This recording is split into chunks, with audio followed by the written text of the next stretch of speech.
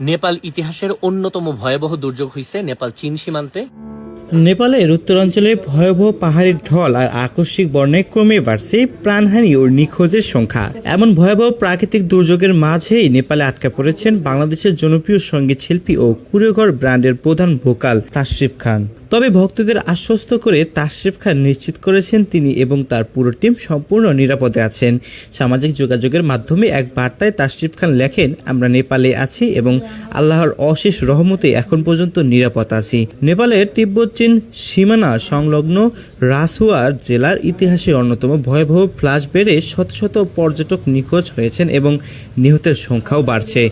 দেশের মানুষের ভালোবাসায় আবেগলুপ্ত হয়ে তাশরিফ আরও জানান, খবরটি পাওয়ার পর থেকে দেশ বিদেশ থেকে অসংখ্য মানুষ ফোন ও মেসেজ দিয়ে তাদের খোঁজ নিচ্ছেন। সবার এমন আন্তরিক উদ্বেগ আর প্রার্থনার জন্য তিনি সবার প্রতি কৃতজ্ঞতা প্রকাশ করেছেন। শুধু নিজের সুরক্ষায় নয়, নেপালের এই দুর্যোগে ক্ষতিগ্রস্ত ও বিপদগ্রস্ত সব মানুষের জন্য সবার কাছে দোয়া চাইলেন এই গায়ক।